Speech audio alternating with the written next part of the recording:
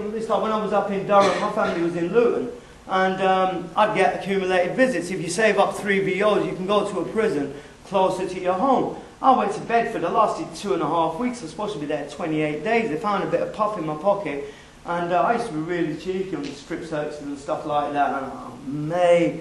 And then they put me on closed visits. So I wasn't having that, so I went down and threatened them. I said, look, get me out of this jail by tea time today, otherwise I'm going to come in and smash your office up, and anybody who's here is going to get smashed up as well.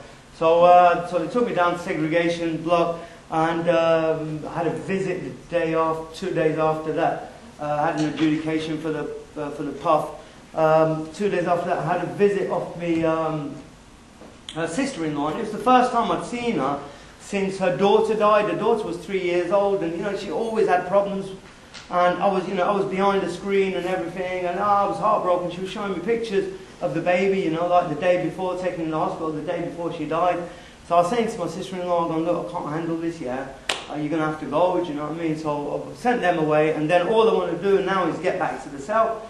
And so I'm banging on the door, and it's all like, you know, glass, not glass, but, you know, like unbreakable, supposedly unbreakable glass, yeah. So I'm banging on the doors to get some attention so I can go back to the cell. I'm down the segregation block anyway, do you know what I mean, waiting for a move back to Franklin. So anyway, then I start kicking the door, and then 5 screws come up, you know, with like really nasty looks on their faces. And to be fair to them, you know, they didn't know what I've just been through, you know what I mean, I'm just in my own little world. So anyway, we go back down the block. I have to do a strip search, and even though I've been, you know, I had a no contact visit. So I was just going through the motions, yeah. Go through the motions, and one of them saying to me, slow down. All I want to do is get rid of them and lock up and just, you know, be by myself. So anyway, when it came to the shoes, I always kind of take one shoe off, flick it forward, take the other one off, flick it forward. And when I flicked it forward, one of the screws that gave me nasty looks, yeah, he kicked it back.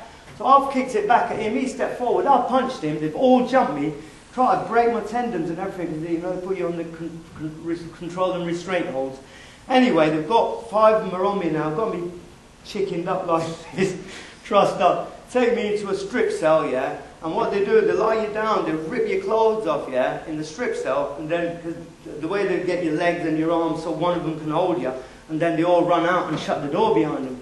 So then I'm in a strip cell, where you're not supposed to be able to harm yourself. So I've got an indestructible blanket, I'm naked, indestructible blanket, got a cardboard potty here, and so half an hour later the governor comes round to have a look, yeah, because they want to know that they're hurting you. So I put the indestructible blanket around my shoulders, I put the cardboard potty on my head, and I start singing cowboy songs, yeah, just keep myself busy, yeah.